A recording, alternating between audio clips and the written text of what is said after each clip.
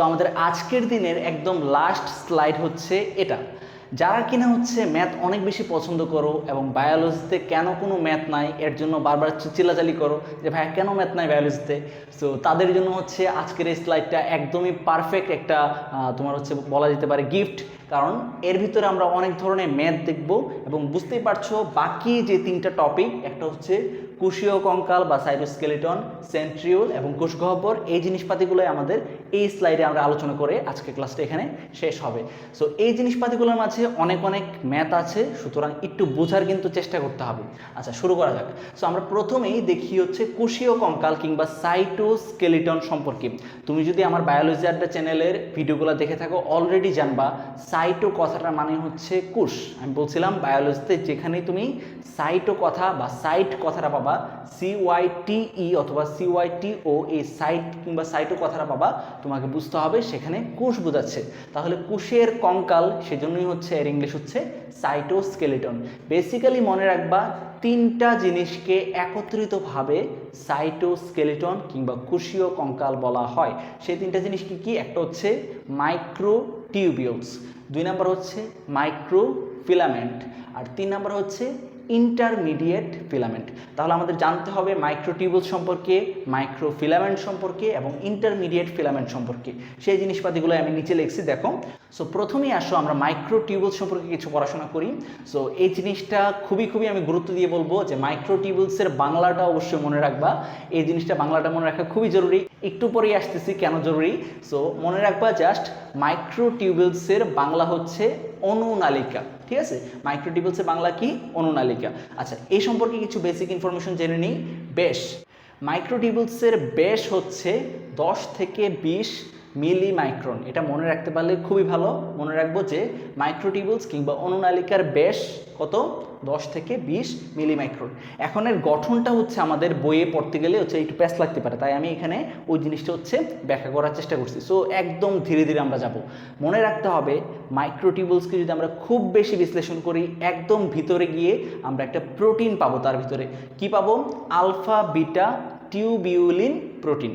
So tubulin কেন? Tubulin কারণ হচ্ছে সে মাইক্রোটিউবুলস গঠন করতেছে, তার জন্যই এই প্রোটিনটার নাম হচ্ছে টিউবিউলিন। আর তার ভিতরে আলফা বিটা স্ট্রাকচার থাকে, সেজন্যই হচ্ছে তার নাম alpha beta tubulin. So alpha beta tubulin নামক প্রোটিনটা পাবো। মনে রাখতে হবে এই আলফা বিটা টিউবিউলিন প্রোটিন দুইটা একসাথে যুক্ত হয়। একটা আলফা বিটা টিউবিউলিন প্রোটিন আর একটা আলফা বিটা টিউবিউলিন প্রোটিন একসাথে যুক্ত হইল, কি গঠন করলো? একটা ডাইমেরিক প্রোটিন। সো ডিআই ডাই কিংবা বিআই বাই, এই কথাগুলোর মানেও কিন্তু আমি ব্যাখ্যা করছিলাম। ডিআই ডাই কিংবা বিআই বাই এই কথাগুলোর মানে হচ্ছে বায়োলজিতে দুইটা বোঝায়। যেহেতু দুইটা আলফা বিটা টিউবুলিন প্রোটিন এক্ষেত্রে যুক্ত হয়েছে, একটা ডাইমার গঠন করছে, সেজন্য এই প্রোটিনটার নাম হচ্ছে, নতুন গঠিত হওয়া প্রোটিনটার নাম হচ্ছে ডাইমেরিক প্রোটিন। মনে রাখতে হবে এরকম ডাইমেরিক প্রোটিন দ্বারা গঠিত হয় একটা প্রোটোটিউবুল। কি বললাম? এরকম একটা ডাইমেরিক প্রোটিন দ্বারা গঠিত হয় একটা প্রোটোটিউবিউল। আর এরকম 13টার মতো প্রোটোটিউবিউল পরস্পরের সাথে সর্পিলাকারভাবে কিংবা স্পাইরালভাবে একসাথে সজ্জিত হয়ে গঠন করে একটা মাইক্রোটিউবিউল। তাহলে একটা মাইক্রোটিউবিউলের ভিতরে আমরা কি কি পাইতেছি? একটা মাইক্রোটিউবিউলকে যদি আমরা একটু বিশ্লেষণ করি, আমরা দেখবো এর ভিতরে 13টা প্রোটোটিউবিউল আছে। কি আকারে আছে? সর্পিলাকারভাবে হচ্ছে ছড়াই ছিটিয়ে আছে। সেই 13টা প্রোটোটিউবিউল থেকে যদি আমরা একটা প্রোটোটিউবিউলকে আনি, তারপর তাকে যদি আমরা বিশ্লেষণ করি, তখন আমরা কি পাবো? একটা ডাইমেরিক প্রোটিন পাবো। আর সেই ডাইমেরিক প্রোটিনটাকে যদি আমরা বিশ্লেষণ করি, আমরা দেখবো সেখানে দুইটা আলফা বিটা টিউবুলিন প্রোটিন আছে। সো এই জিনিসপাতিগুলো থেকে কিন্তু ম্যাথ আসতে পারে যে একটা মাইক্রোটিউবুলের মাঝে কতটা ডাইমেরিক প্রোটিন থাকে। তাহলে সিম্পলি চিন্তা করো, একটা মাইক্রোটিউবুল মানে হচ্ছে 13টা প্রোটোটিউবুল, আর 13টা প্রোটোটিউবুলের প্রত্যেকটাতে একটা করে ডাইমেরিক প্রোটিন আছে। তার মানে একটা মাইক্রোটিউবুলের মাঝে কয়টা ডাইমেরিক প্রোটিন থাকবে? 13টার মতো ডাইমেরিক প্রোটিন থাকবে। আরও অনেকভাবে হচ্ছে এই জিনিসপাতিগুলো আসতে পারে। এরকম আসতে পারে যে একটা প্রোটোটিউবুলের মাঝে কয়টা আলফা বিটা টিউবুলিন প্রোটিন থাকে। তাহলে কি হবে? একটা প্রোটোটিউবেল মানে হচ্ছে একটা ডাইমেরিক প্রোটিন, আর একটা ডাইমেরিক প্রোটিনের মাঝে কয়টা থাকে আলফা বিটা টিউবুলেন্ট প্রোটিন? দুইটা থাকে। সুতরাং আমরা আলফা বিটা টিউবুলেন্ট প্রোটিন কয়টা পাবো? দুইটা পাবো, খুব সিম্পল। আচ্ছা, সো এরকমভাবে অনেক ধরনের প্রশ্ন এখান থেকে আসতে পারে। এখন আমরা চলে যাই মাইক্রোটিউবুলসে বা অনুনালিকার কাজটা কি। আমাদের খুব ভালো করে হচ্ছে খাতায় লিখে ফেলতে হবে যে উদ্ভিদ কোষের কোষ বিভাজনের অত্যাবশ্যকীয় উপাদান হচ্ছে মাইক্রোটিউবুলস। কি বললাম? উদ্ভিদ কোষের কোষ বিভাজনের অত্যাবশ্যকীয় উপাদান হচ্ছে মাইক্রোটিউবুলস। তাহলে কোনো একটা উদ্ভিদ কোষ যদি পাও, সেখানে যদি মাইক্রোটিউবুলস না থাকে, কি বুঝবা? সিম্পল কথা, যে তার ভিতরে যেহেতু মাইক্রোটিউবুলস নাই, মাইক্রোটিউবুলস ছাড়া তার কোষ বিভাজন হবে না। এখন প্রশ্ন হতে পারে যে কেন হবে না ভাইয়া, মাইক্রোটিউবুলস এত কেন ইম্পর্টেন্ট? কারণ মাইক্রোটিউবুলস হচ্ছে, আমরা জানি কোষ বিভাজনের 5টা step: prophase, prometaphase, metaphase, anaphase, telophase. So তার ভিতরে সেকেন্ড যে ধাপটা, প্রোমেটাফেজ ধাপে একটা স্পিন্ডল যন্ত্র তৈরি হইতে হয় না? স্পিন্ডল যন্ত্রটা কে তৈরি করে? স্পিন্ডল যন্ত্রটা তৈরি করে হচ্ছে উদ্ভিদ কোষের ক্ষেত্রে এই মাইক্রোটিউবুলস। কাজেই কোনো একটা উদ্ভিদ কোষে যদি মাইক্রোটিউবুলস না থাকে, সেখানে এই স্পিন্ডল যন্ত্র তৈরি হবে না। স্পিন্ডল যন্ত্র তৈরি না হইলে কোষ বিভাজন হবে না, একদম সিম্পল কথা। সো সেই জন্যই আমি বললাম যে উদ্ভিদ কোষের কোষ বিভাজনের অত্যাবশ্যকীয় উপাদান হচ্ছে মাইক্রোটিউবুলস। আর 2 নম্বর কাজ হচ্ছে সিলিয়া এবং ফ্লাজেলা গঠন করা। বাকি যে কাজগুলো আছে মাইক্রোটিউবুলসের, ওগুলো তোমরা পড়লেই বুঝবা, আমি আর এখানে লিখে নাই। এই জায়গাটাতে একটু প্যাচ লাগতে পারে যে সিলিয়া কি জিনিস, আবার ফ্লাজেলা কি জিনিস। আচ্ছা, খুব সিম্পল কথা, আমরা মানুষ, আমাদের পা আছে, আমরা হচ্ছে হাঁটাহাঁটি করতে পারি, কিন্তু সেই উদ্ভিদ কোষটা যদি হয় একটা শৈবাল কিংবা একটা ছত্রাক, সেই ক্ষেত্রে তার তো পা নাই, সে তো হচ্ছে পা দিয়ে চলাচল করতে পারে না। তাহলে সে কিভাবে চলাচল করবে? তার চলাচলের জন্য যেই চলনাঙ্গ দরকার হয়, যে চলার জন্য যে অঙ্গ দরকার হয়, সেটার নামই হচ্ছে সিলিয়া, ফ্লাজেলা। তাহলে এই দুইটার মাঝে আবার পার্থক্যটা কি? আমরা সিম্পলভাবে বুঝলাম, ছোট ছোট শৈবাল, ছত্রাক, তাদের চলাচলের অঙ্গ কিংবা হচ্ছে এক জায়গা থেকে অন্য জায়গায় যাওয়ার অঙ্গ হচ্ছে সিলিয়া, ফ্লাজেলা। এখন প্রশ্ন হচ্ছে সিলিয়া এবং ফ্লাজেলার মাঝে পার্থক্যটা কি? সিলিয়া এবং ফ্লাজেলার মাঝে পার্থক্য হচ্ছে, সিলিয়া হচ্ছে আকারে ছোট গোলা, আকারে ছোট চলনাঙ্গ হচ্ছে সিলিয়া, আর ফ্লাজেলা সাধারণত হয় বড় আকৃতির। সিলিয়া সাধারণত একটা শৈবাল কিংবা ধরো একটা ছোট উদ্ভিদ কোষ, সে হচ্ছে এক জায়গা থেকে কাছাকাছি কোথাও যেতে ইউজ করে। অন্যদিকে ফ্লাজেলা জিনিসটা যেহেতু বড়, সে ওই জিনিসটা ইউজ করে এক জায়গা থেকে অনেক দূরের জায়গায় যায়। তাহলে আমরা বুঝলাম সিলিয়া এবং ফ্লাজেলার মাঝে পার্থক্য কি। এখন কথা হচ্ছে, এই সিলিয়া ফ্লাজেলা কে গঠন করে?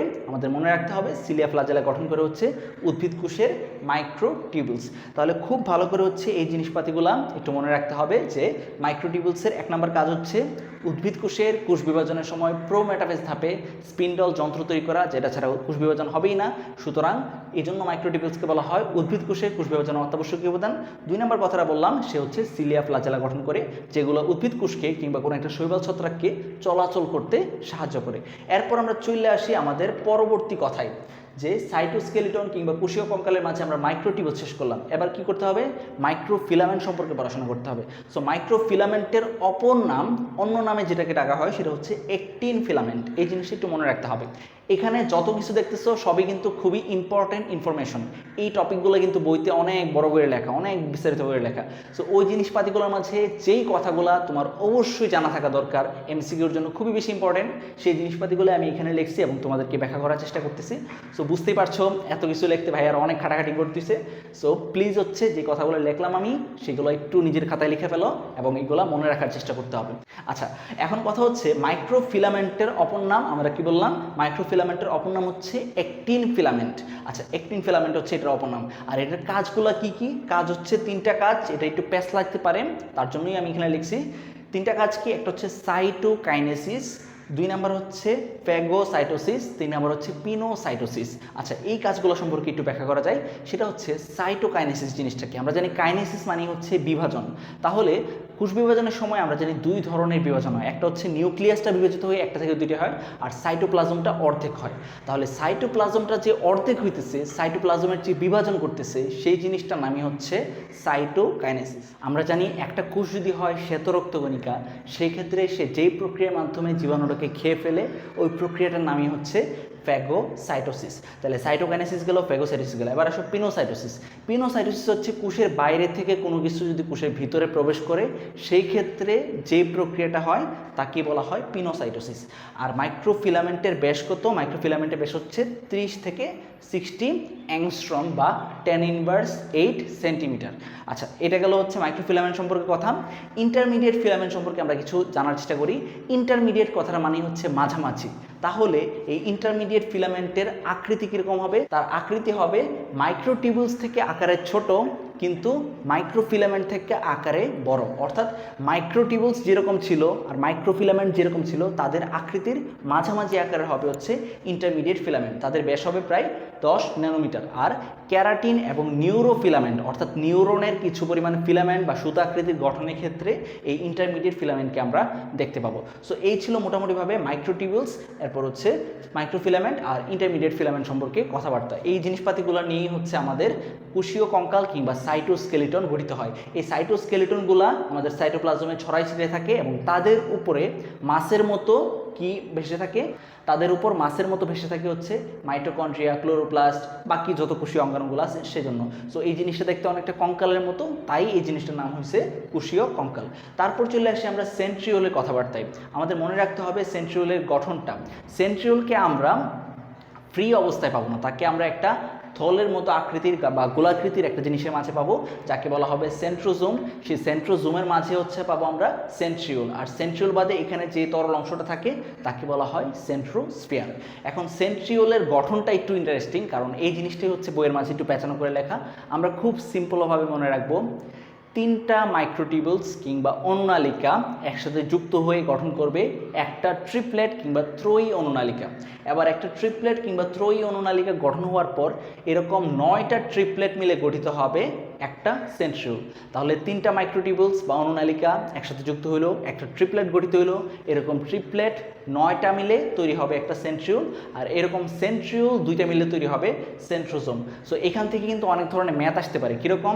ধরো তোমার পরীক্ষাতে আসলো যে একটা সেন্ট্রিওলের ভিতরে কতটা অনুনালিকা থাকে, তাহলে অনুনালিকার ইংলিশ কি? মাইক্রোটিউবুলস। এর জন্যই বলছিলাম যে মাইক্রোটিউবুলসের বাংলা যে অনুনালিকা আর অনুনালিকার ইংলিশ যে মাইক্রোটিউবুলস, এই জিনিসটা জানতে হবে।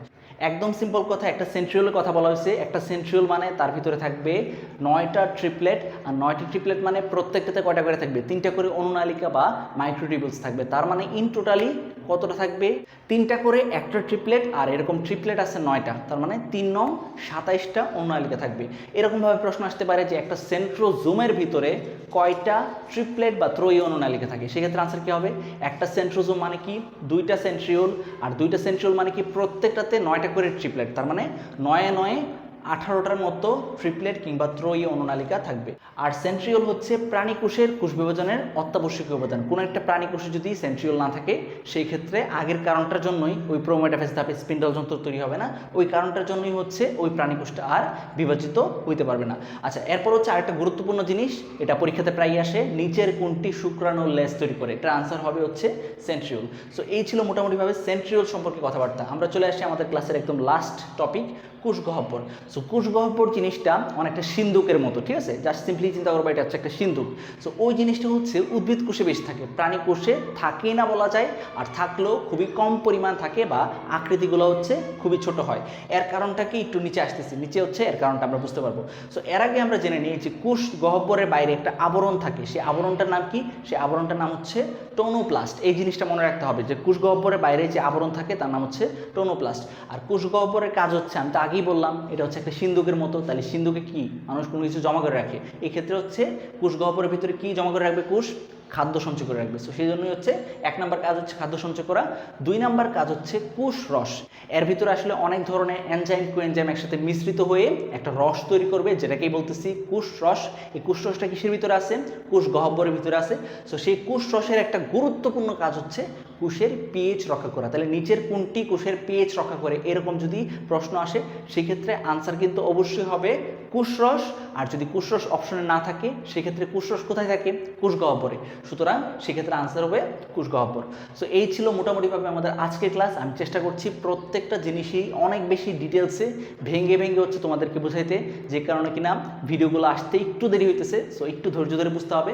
আর ভাইয়া যেদিন যেই টপিকটা পড়াবো সাথে সাথে ওই জিনিসটা সাথে সাথে হচ্ছে নোট করে ফেলবা, এবং পাশাপাশি হচ্ছে ওই জিনিসটা ওই দিনই হচ্ছে বই থেকে একটু দেখে নিবা, তাহলে সেই জিনিসটা আরও বেশি মনে থাকবে। সো দেখা হচ্ছে নেক্সট এপিসোডে। সে পর্যন্ত সবাই ভালো থাকো। আসসালামু আলাইকুম।